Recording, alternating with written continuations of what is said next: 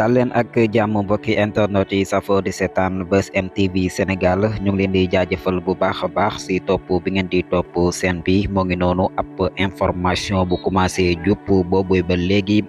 Seydina Omar Touré ex capitaine Touré moom nag la ñuy wax que ne nag dafa delluwaat gendarmerie nationale.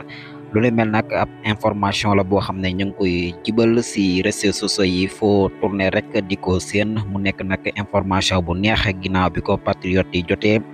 waaye nag li dëgg tey dëgg mooy nag boobee information nekkut lu wér moom Seydina Omar Touré capitaine Touré intégré wut benn yoon gendarmerie nationale xibaar bu ne mel nag fake news la comme ni ñu koy mën a waxee ndax bu ñu sukkandikoo si xibaar yi nga xam ne nag daal nañ koy jot. ay mbokk yu jege kii di Seydina Omar Touré moom capitaine Touré daat nay xam na ne nag boobee information wérul donte nag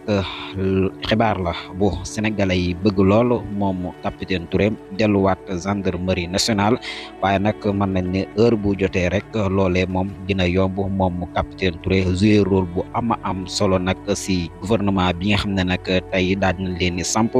moom capitaine Touré moomee nag ba léegi daal amagul benn information bu jugee si moom buy xamle que ne nag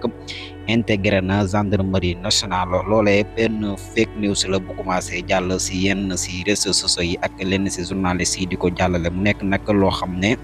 moom capitaine Touré nekkul sax loo xam ne yëg na ko te nag ci joxe information bi mu ngi xamle que ne nag moom capitaine Touré si boppam lu ni mel bu amoon moo koy njëkk yeeg